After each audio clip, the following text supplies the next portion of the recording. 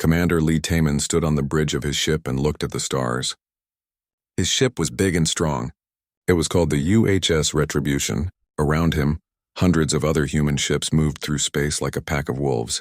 They were all heading to the same place, Nexus Prime. Nexus Prime was the home of the Galactic Council. For 50 years, the aliens there had ruled over humans. They had told humans what to do, where to live, and how to trade. They had treated humans like animals. But now everything was different. "Sir, we are getting a message from the Council," said Dr. Park Naon. She was standing at her station, reading the alien words on her screen. Her face was hard and cold. She had good reasons to hate the aliens. "What do they want now?" Taman asked. He already knew the answer, but he wanted to hear it anyway. "They want to talk. They say they want peace," Naon said. She almost smiled when she said it, but not in a happy way. Ambassador Kang Minho walked over to them. He was an old man now with gray hair and tired eyes. He had been young when he first went to speak with the aliens. That was 40 years ago. They had laughed at him then.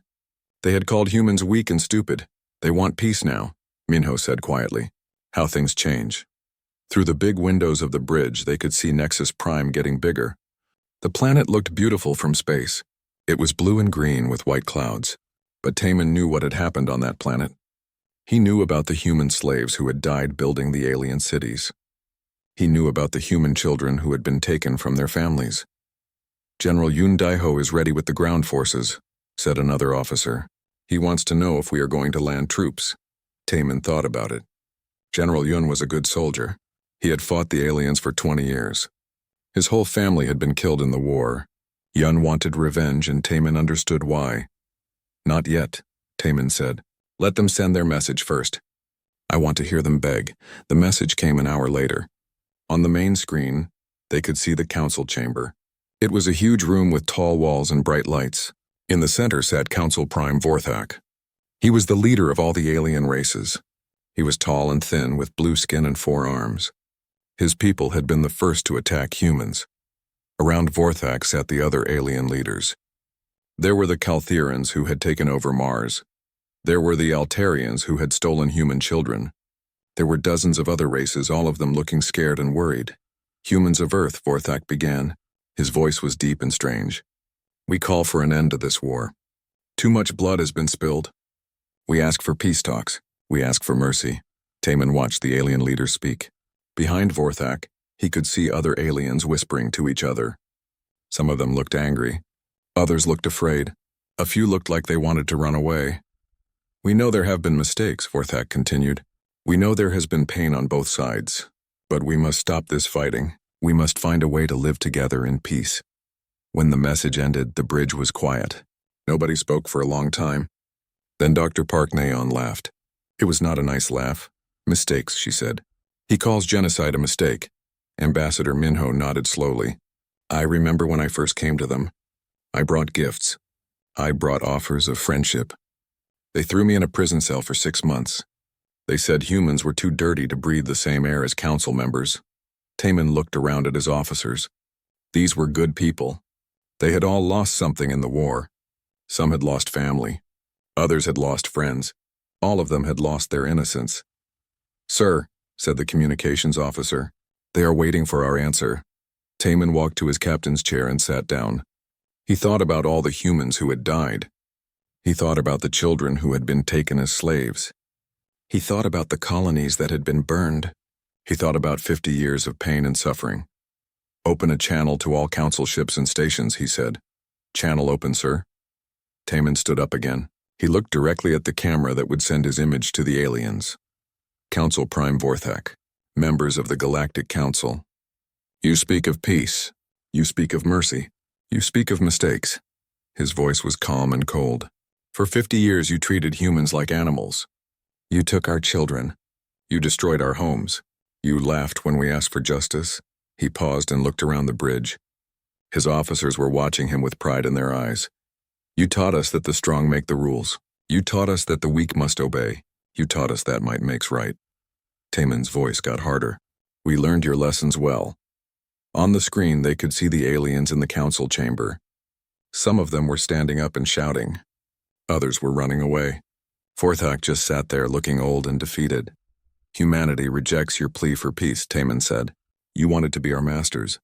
Now you will learn what it means to be ruled by humans. He made a signal with his hand. The communications officer cut the channel. All ships, Taman said into his command microphone. Begin the blockade. Nothing gets in or out of this system without our permission. Around Nexus Prime, the human fleet spread out like a net. There were battleships and carriers, cruisers and destroyers. Each ship was bigger and stronger than anything the aliens had ever built. Human technology had grown far beyond what the Council thought possible. Dr. Park Neon walked over to Taman. The other fleets are reporting in, she said. Admiral Wan has taken the Altarian home system. Admiral Kim has surrounded the Caltheran capital. The entire Council space is under our control. Taman nodded. It had taken 5 years of careful planning. 5 years of secret attacks and surprise victories. The aliens had never seen it coming. They had thought humans were still weak and primitive. They had been very wrong. What about the alien civilians? Asked Ambassador Minho. There are billions of them down there. They will not be harmed if they surrender, Taman said. We are not like them. We do not kill innocents for fun. He looked down at the planet below. But their leaders will face justice. All of them. General Yun's voice came over the radio. Sir, we have alien ships trying to escape the system. Should we stop them? Stop them, Taman ordered. Anyone who runs now is probably a war criminal. We will sort them out later. The battle was short. The alien ships were old and weak.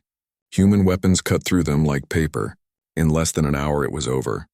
The space around Nexus Prime was full of floating metal and dead aliens. Taman felt no joy in the victory. This was not about celebration. This was about justice. This was about making sure that no alien would ever hurt humans again. Sir, said Dr. Park Neon, we are getting surrender messages from 12 different alien species. They want to talk about terms. Tell them to get in line, Taman said. We will deal with them when we are ready. For now, they wait. He looked out at the stars again. Somewhere out there, human colonies were celebrating. Somewhere out there, human children were learning that they would never be slaves again. Somewhere out there, the galaxy was learning a new truth. Humans were no longer the weak ones. The aliens had taught them how to be strong. Now they would learn what strength really meant. Captain Kim Soman walked through the halls of her ship and remembered Mars. She had been only 10 years old when the Caltherans came. They had big ships and powerful weapons. They said Mars belonged to them now. They said humans had to leave, but humans had been on Mars for 50 years. They had built cities there. They had farms and schools and hospitals. Mars was home to 2 million humans. The Caltherans did not care. You have 1 day to pack, the alien commander had told the human leaders. Take only what you can carry. Everything else stays here.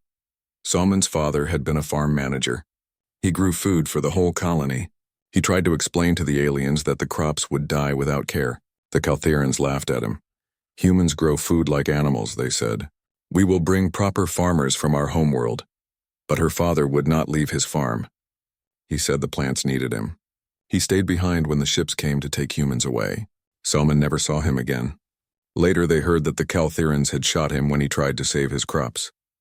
Now Captain Kim Soman was 35 years old. She commanded a human destroyer called the Red Mars. Today she was leading an attack on the Caltheran homeworld. Today she would make them pay. Ma'am, said her weapons officer, we have target lock on their orbital stations. Fire, Soman said simply.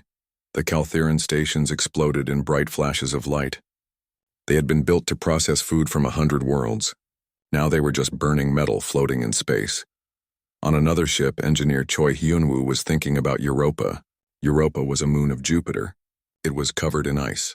Under the ice was water, and in the water were minerals that aliens wanted. Hyunwoo had been sent to Europa when he was 15. The Caltherans needed workers to dig through the ice. They said human children were small enough to fit in the mining tunnels. They said it was good for humans to learn useful skills. The work was hard and dangerous. The tunnels were cold and dark. Sometimes they would collapse and crush the workers inside. The aliens did not care. They said humans were easy to replace. Hyunwoo worked in those tunnels for 5 years. He watched his friends die from cold and exhaustion. He watched them get sick from breathing bad air. He watched them give up hope and wait to die. But Hyunwoo did not give up. He learned how the alien machines worked. He learned how their computers thought. He learned their language and their science. When he finally escaped from Europa, he knew more about alien technology than most aliens did. Now Engineer Choi Hyun-woo was the chief designer of human weapons. His plasma cannons could cut through any alien armor. His shields could stop any alien attack. The technology that the aliens had forced him to learn was now being used to destroy them. "Sir," his assistant said, "the Europa mining station is asking for surrender terms." Hyun-woo looked at the screen. He could see the ice moon where he had suffered for so long. He could see the stations where thousands of human children had died. "No terms," he said. "Destroy it all." Admiral Won Ji-young was commanding the attack on the Altarian system. The Altarians were different from the Caltherans. They did not want human workers. They wanted human minds. The Altarians were very smart, but they were also very lazy. They did not like to think about hard problems. So they had built special schools where they kept human children. They said they were teaching the children. Really, they were stealing their thoughts. Ji-young's younger brother Min-soo had been taken to an Altarian school when he was 12. He was very smart, good at math and science. The Altarians said he would get the best education in the galaxy. They said he would come home a genius. For 3 years, Ji-young got letters from her brother. He said he was learning wonderful things. He said the Altarian teachers were kind and wise. He said he was happy. Then the letters stopped coming. When Ji-young finally found out what happened, she almost went crazy with rage. The Altarians had not been teaching the children. They had been copying their minds. They took human creativity and used it to solve their own problems. When they were done, they threw the children away like broken tools. Min-soo had died in one of their machines. His last transmission was just him saying his sister's name over and over, like he was trying to remember who he was. Now Admiral Won Ji-young was burning Altarian cities. She watched their beautiful towers fall down. She watched their perfect gardens turn to ash. She felt no sadness for them. "Admiral," her communications officer said, "the Altarian government wants to negotiate. They say they will return all the human children they still have." "How many?" Ji-young asked. "About 300, ma'am, out of the 50,000 they took over the years." Ji-young closed her eyes and thought of her brother. 300 survivors out of 50,000 children. The rest were dead or worse. "Tell them to prepare the children for transport," she said. "After we get them back, we continue the attack." Historian Bae Sung-min was not fighting in the war. He was too old for that. Instead, he was collecting evidence. For 30 years, he had been writing down every crime the aliens had committed against humans. He had files on every human colony that had been destroyed. He had records of every human who had been killed or enslaved. He had videos of alien leaders laughing about human suffering. He had documents proving that the whole thing had been planned from the beginning. The aliens had never meant to treat humans as equals. From the first day they met humans, they had planned to use them and then throw them away. They had studied human weaknesses. They had learned how to hurt humans in the worst possible ways. "Professor," his assistant said, "we just received new files from the captured Caltheran database. You need to see this." Sung-min looked at the new information. It was worse than he had thought. The aliens had not just wanted to enslave humans. They had wanted to wipe them out completely. The slavery was just the first step. Later they planned to kill all humans and take their planets. "How many people know about this?" Sung-min asked. "Just us so far. Should we tell the military commanders?" Sung-min thought about it. If the human leaders knew about this, they might decide to kill all the aliens in revenge. That would make humans just as bad as their enemies. "Not yet," he said. "We will save this information for the trials. Justice must be done properly." But in his heart, Sung-min wondered if any of the aliens deserved mercy. They had planned genocide against the human race. Maybe they should face the same fate. All across the galaxy, other alien species were watching the war. Some of them had helped the Council attack humans. Others had just stood by and done nothing. All of them were scared now. The Zenthari had sold weapons to the Council. The Vorthon had provided ships. The Krelians had given them maps of human space. Dozens of other races had helped in small ways, thinking that humans would never be strong enough to fight back. Now they were all sending messages to the human fleet. They said they had been forced to help the Council. They said they had always liked humans. They said they wanted to be friends, but the human commanders had learned not to trust alien words. Every species that had helped the Council would pay a price. Some would lose their colonies. Others would lose their ships. A few might lose everything. The hegemony was different. They were the real power behind the council. They were the ones who had planned the whole war against humanity. They were stronger than any other alien race, and they were not asking for mercy. The hegemony leaders sent their own message to the human fleet. They said humans were still weak and stupid. They said this victory would not last. They said they would build new ships and take back what was theirs. Commander Lee Taman listened to their message and smiled. The hegemony thought they were still the strongest race in the galaxy. They would learn differently soon enough. All fleet commanders, Taman said into his communication system. Phase 2 begins now. Target the hegemony core worlds. Show them what human strength really means. Across human space, the celebrations were getting bigger. On Earth, people danced in the streets. On Luna, they shot fireworks into the black sky. On the outer colonies, they finally took down the alien flags and raised human ones. Children who had been born as slaves were learning what freedom meant. Adults who had lived in fear were standing up straight for the first time in their lives. Old people who had given up hope were smiling again, but the war was not over yet. The hardest fighting was still to come. The hegemony had ruled the galaxy for 1,000 years. They would not give up without a terrible battle. Captain Kim So-man looked at her crew and saw determination in their eyes. Engineer Choi Hyun-woo checked his weapons one more time. Admiral Won Ji-young thought of her dead brother and felt her anger burn bright. Historian Bae Seung-min kept writing. He wanted future generations to remember what had happened here. He wanted them to know that sometimes the weak could become strong. He wanted them to know that justice was worth fighting for no matter how long it took. The galaxy was changing. The old order was falling apart. Soon there would be a new way of doing things. Soon the aliens would learn what it meant to live under human rule. And maybe, just maybe, it would be better than what came before. President Oh Min-seok sat in his office on Earth and watched the war reports come in. Every day, human forces won new battles. Every day, more alien worlds surrendered. Every day, the old galactic order fell apart a little more. But Min-seok was worried. He had seen what war could do to people. He had seen how victory could change the winners into something they never meant to be. He was afraid that humans might become as cruel as the aliens they were fighting. Mr. President, his aide said, General Lim Da-yoon is here to see you. General Lim Da-yoon walked into the office. She was a small woman, but her eyes were hard as steel. She had fought aliens for 20 years. She had seen too much death to believe in mercy anymore. General, Min-seok said, what can I do for you? You can stop interfering with the war effort, Da-yoon said bluntly. My commanders tell me you want to spare alien civilians. You want to protect alien children. You want to show mercy to our enemies. Min-seok nodded. I believe we should fight with honor. We should not become monsters just because our enemies were monsters. Da-yoon laughed, but there was no humor in it. Honor? Mr. President, do you know what the aliens did to human children? Do you know how many of our people they killed for fun? I know, Min-seok said quietly. I have read all the reports.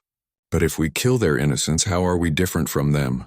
We are different because we are winning, Da-yoon said. We are different because we are human. The aliens taught us that the strong rule the weak. Now we are strong and they are weak. It is that simple. After the general left, Min-seok called Dr. Shin Jae-won. Dr. Shin was a scientist who studied alien minds. He spent his time trying to understand how aliens thought and why they acted the way they did. Doctor, Min-seok said when the call connected, I need to know something. Are all aliens evil? Or were some of them forced to help the council?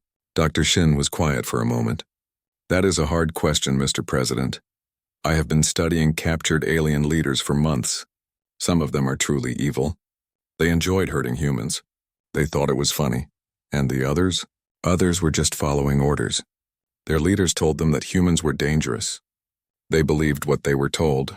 Some of them seemed genuinely sorry for what happened. Min-seok felt a little hope. So some of them can be trusted? Maybe, Dr. Shin said carefully. But we would need to be very careful. Even the sorry ones might turn against us if they get the chance. On the other side of the galaxy, Captain Han Young-jae was running refugee camps on captured alien worlds. His job was to take care of alien civilians whose governments had surrendered. It was not easy work. The aliens were scared and confused. They had been told that humans were savage beasts who would kill anyone they captured. Instead, they found humans giving them food and medicine and safe places to live. Sir, his sergeant said, the Zenthari children are asking for their parents again. Young-ji sighed. The Xanthari government had run away when the human fleet arrived. They had left their people behind, including thousands of children. Now those children were alone and frightened. "What should I tell them?" the sergeant asked. "Tell them we are trying to find their families," Youngjae said. "Keep looking through the databases. Maybe some of their parents are still alive." But Youngjae knew the truth. Most of the adult Xanthari were probably dead. The war had been going on for 3 years now. Millions of aliens had died in the fighting. Many more had died when their own leaders abandoned them. Every night Youngjae wrote reports to Earth about what he saw in the refugee camps. He told them about alien children crying for their mothers. He told them about old aliens who were too sick to work. He told them about ordinary alien families who just wanted the war to end. "These are not the monsters who enslaved us," he wrote. "These are just people trying to survive. If we kill them all, we become the monsters." But not everyone agreed with Captain Han's reports. Many humans wanted revenge for what had been done to them. They remembered the slave camps and the dead children. They remembered 50 years of pain and humiliation. On the planet Corvash, human forces had surrounded the capital city. Inside the city were 2 million Caltheran civilians, the same Caltherans who had taken Mars from humanity, the same Caltherans who had killed human farmers and workers. The city's leaders sent a message to the human commander. They said they would surrender if humans promised not to hurt the civilians. They said most of the people in the city had never fought against humans. Commander Lee Taman received the message on his flagship.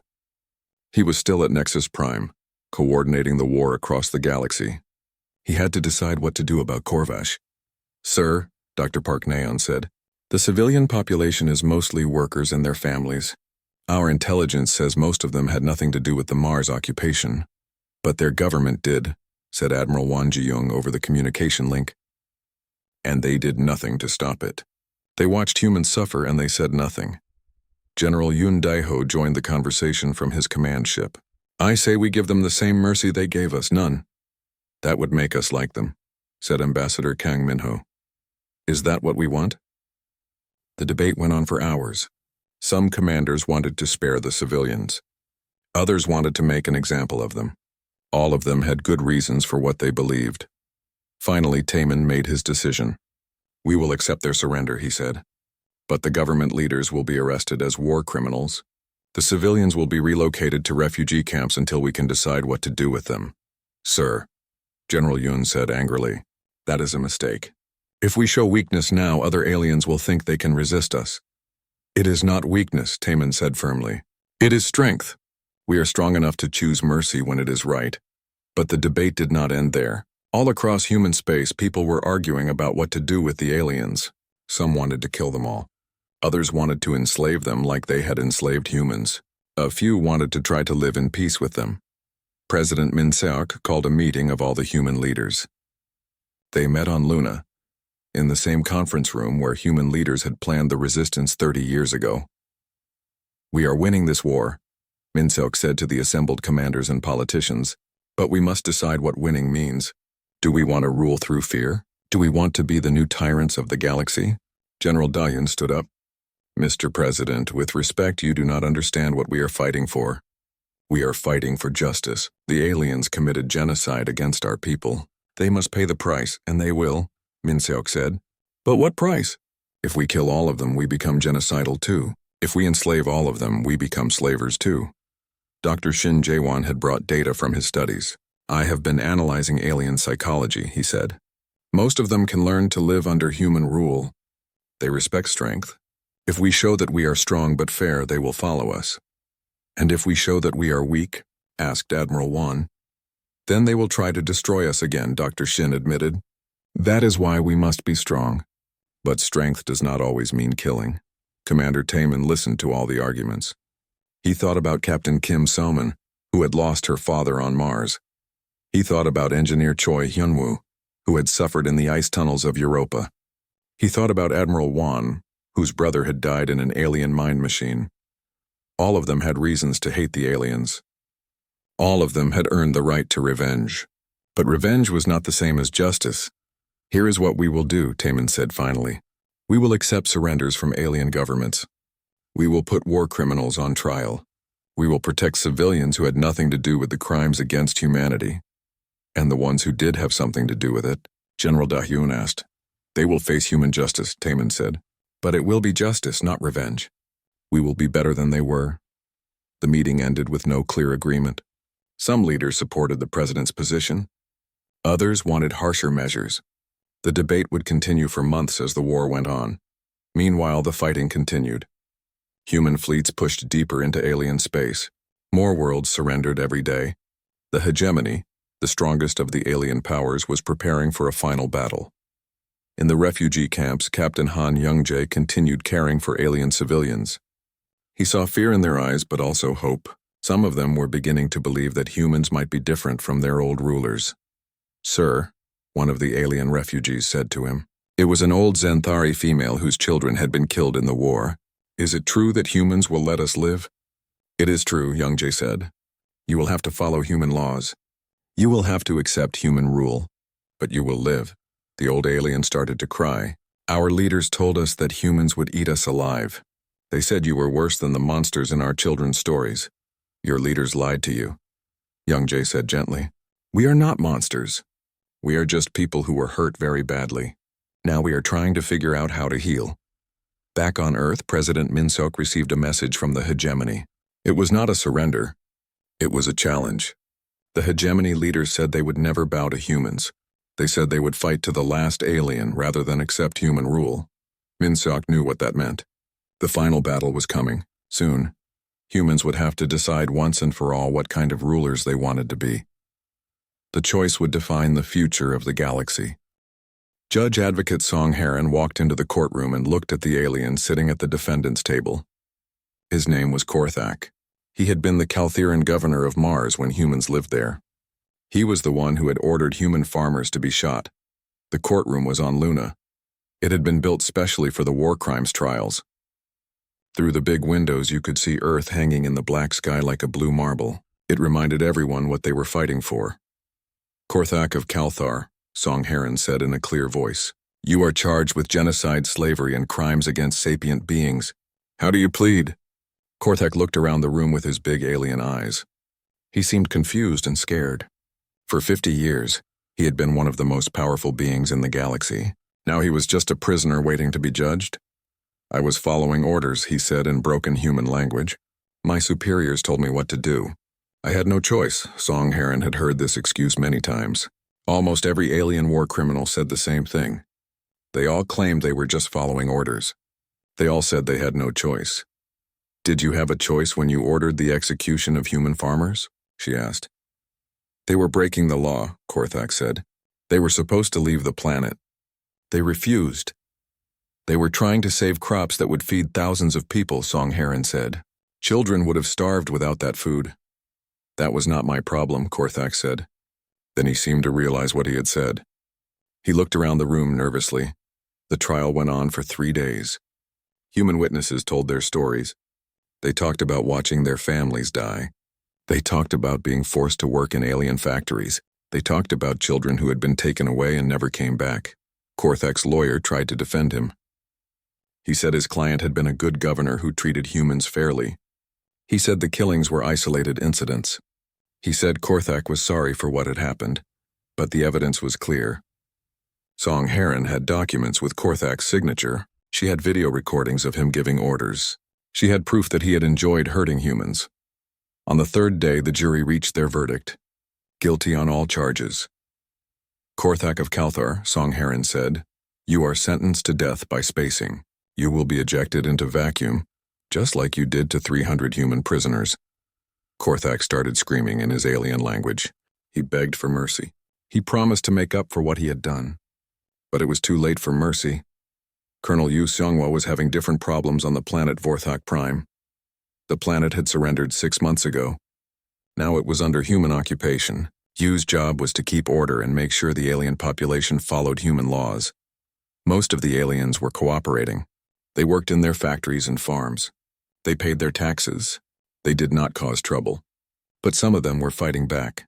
Sir, his sergeant reported, we found another bomb in the market district. No one was hurt, but it could have killed dozens of people. Any idea who planted it? You asked.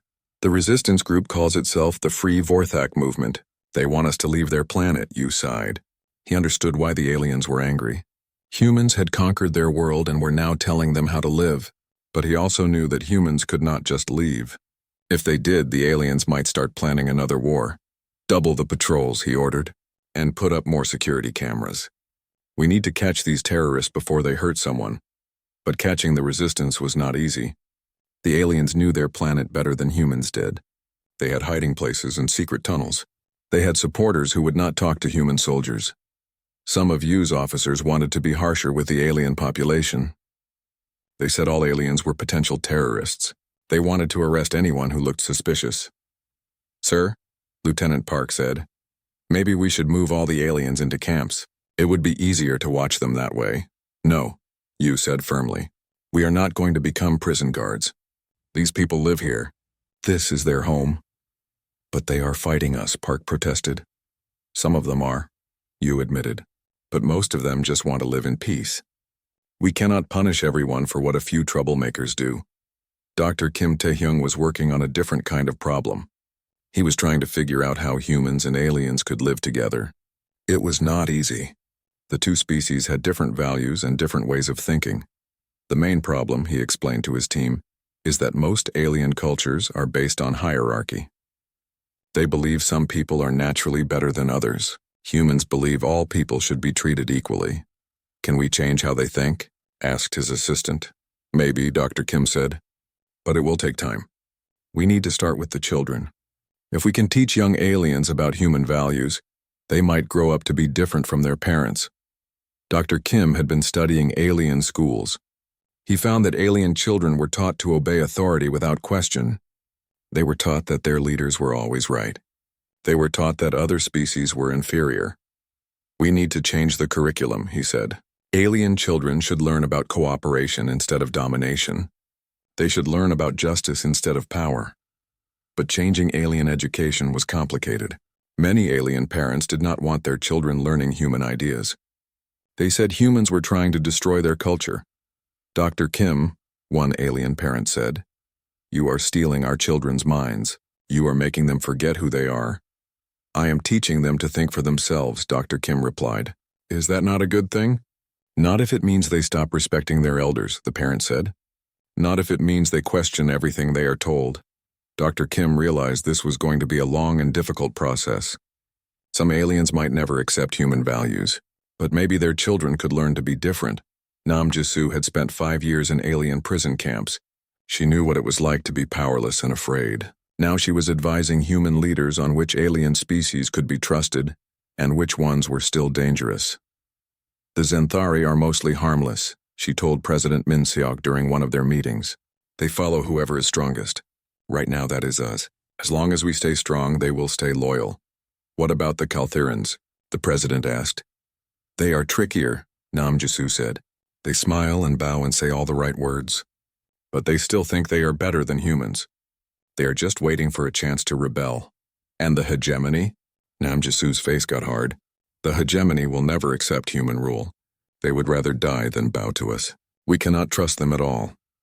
Based on her advice, the human government created different policies for different alien species. Cooperative species got more freedom and better treatment.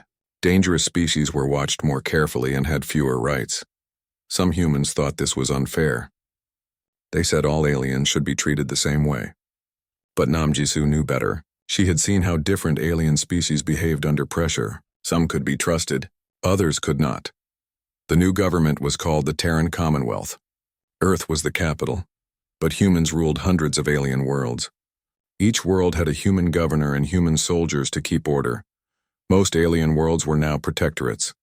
That meant they could govern themselves in small matters, but big decisions were made by humans. They had to pay taxes to Earth. They had to follow human laws. They had to accept human oversight. Some aliens were angry about this arrangement. They said humans were just the new tyrants.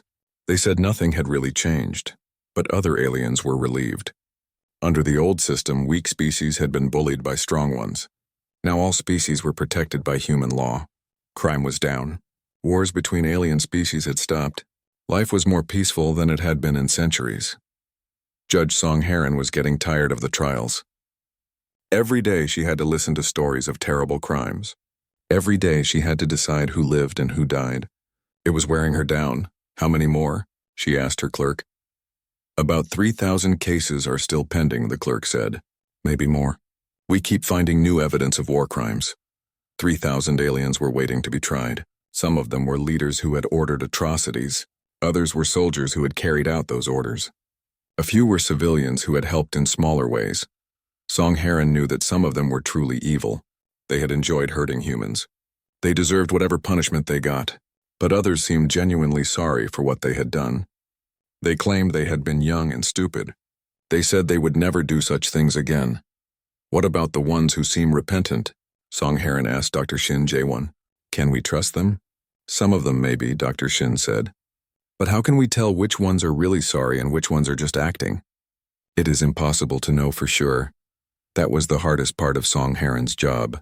She had to decide who deserved mercy and who did not. She had to judge not just what people had done, but what they might do in the future. We have to make these decisions anyway, she said finally. We cannot let the fear of making mistakes stop us from trying to do what is right. The trials continued. Some aliens were executed. Others got long prison sentences. A few were pardoned and allowed to return to their families. Slowly, the new galactic order was taking shape. Humans were the rulers now. Aliens were the subjects. But unlike the old system, this one had laws and rights and protections for everyone. It was not perfect. There were still problems and injustices. Chancellor Park Ji-won stood on the balcony of her office and looked out at the city below. 5 years had passed since the war ended. The city was New Geneva, built on what used to be called Liberation Prime. It was the capital of the Terran Commonwealth, the new government that ruled the galaxy. The city was beautiful. Human architects had designed it, but alien workers had helped build it. The buildings were tall and graceful, reaching toward the sky like silver trees. Gardens and parks were everywhere, filled with plants from 100 different worlds. In the streets below, humans and aliens walked together. Children of different species played in the parks. Alien students attended human universities. Human tourists visited alien museums. It was not perfect, but it was peaceful. Madam Chancellor, her secretary said, Admiral Cho Min-kyung is here for your appointment. Admiral Cho Min-kyung walked into the office. She was young for an admiral, only 35 years old. But she had proven herself in the war against the hegemony. Now she commanded the Commonwealth Peace Fleet, the force that kept order in the galaxy. Admiral, Park Ji-won said, how are things in the outer sectors? Quiet mostly, Cho replied. We had some trouble with pirates in the Carrion system, but my ships dealt with them quickly. The local aliens were grateful for our help. Any signs of organized resistance? Nothing major. A few isolated groups still dream of overthrowing human rule, but they have no real power. Most aliens have accepted the new order. Park Ji-won nodded. The Peace Fleet was doing its job well. Human ships patrolled the space lanes. Human bases protected important worlds. The old system of strong species bullying weak ones was over. But the fleet was not just humans anymore. Many aliens had joined the Commonwealth military. They served alongside human officers and crew. Some had even earned commands of their own. What about the integrated crews? Park Ji-won asked. Are they working out? Better than expected, Admiral Cho said. Aliens bring different skills and perspectives. They know their home regions better than we do, and having alien officers helps when we visit alien worlds. The integration had not been easy at first. Many humans did not trust aliens enough to serve with them. Many aliens were afraid of human retaliation if they made mistakes, but gradually, they had learned to work together. Ambassador Lee Subin was in charge of the integration programs. Her job was to help aliens adapt to life in the Commonwealth. She ran schools where aliens learned human languages and laws. She helped alien families find jobs and homes. The children adapt fastest, she told Park Ji-won during one of their meetings. Alien children who grow up in our schools think of themselves as Commonwealth citizens. They do not see the same divisions that their parents see. What about the adults? It varies, Subin said. Some embrace human culture completely. Others keep their old traditions but accept human authority. A few still resent us, but they are a small minority. The integration programs were working. Alien crime rates were low. Alien workers were productive. Alien soldiers were loyal. Most aliens seemed genuinely happy with their new lives, but there were still problems. Some human officials treated aliens badly. Some alien groups plotted in secret. The old hatreds had not completely disappeared. Philosopher Jin Seokmin was working on these problems. He was writing a new constitution for the Commonwealth. The document would guarantee rights for all citizens, human and alien alike. The key principle, he explained to the Constitutional Convention, is that citizenship is based on loyalty, not species. Anyone who swears allegiance to the Commonwealth can become a full citizen. Some humans objected to this idea. They said aliens could not be trusted with full rights. They said humans had earned the right to rule through their suffering and sacrifice. We did not fight the war to become oppressors. Jin Seokmin replied, "We fought to create a better galaxy. That means better for everyone, not just humans." The Constitution was controversial, but it passed. Aliens who proved their loyalty could become Commonwealth citizens. They could vote in elections. They could serve in government. They could even run for high office. Not all aliens were interested in citizenship. Many preferred to remain as protected residents. They followed Commonwealth law but kept their old customs and beliefs. That was fine too. The Commonwealth was big enough for different ways of life. The ceremony on Liberation Prime was the biggest celebration the galaxy had ever seen. Representatives from every Commonwealth world attended. The new galactic flag was raised for the first time. The flag showed Earth at the center, surrounded by rings of stars representing the Commonwealth worlds. Above and below were words in both human and alien languages. From suffering, strength. From justice, peace. Chancellor Park Ji-won gave the main speech. She stood at the podium where alien leaders had once mocked human weakness. Now she represented the most powerful government in galactic history. 5 years ago, she said, the old council fell. The galaxy was ruled by fear and hatred. The strong dominated the weak. Different species fought endless wars. The crowd was silent. Humans and aliens listened together as she spoke. Today we have something different. We have a galaxy where all citizens are protected by law, where different species work together, where children can grow up without fear of slavery or war. She paused and looked out at the mixed crowd. This did not happen by accident. It happened because humans chose justice over revenge, because we chose to build rather than destroy, because we chose to be better than our enemies. The applause was loud and long. Even many aliens cheered. They knew that life under human rule was better than life under the old council. But Park Ji-won was not finished. "We must remember the price of peace," she continued. "We must remember those who died to give us this freedom. We must remember that liberty requires constant vigilance." On the memorial wall behind her were carved the names of every human who had died under alien oppression. There were millions of names. They covered the entire wall in small, precise letters. "These people died so that we could live free," Park Ji-won said. "We honor them by using our freedom wisely. We honor them by building a galaxy worthy of their sacrifice." After the ceremony, Park Ji-won met with leaders from across the Commonwealth. There were human governors and alien mayors, human admirals and alien police chiefs, human scientists and alien artists. They talked about the future, about new colonies being planned in distant systems, about trade agreements between different worlds, about scientific projects that would benefit all species. 5 years ago, we were enemies, said Mayor Venth of New Kalthar. He was one of the few aliens who had achieved high office in the Commonwealth.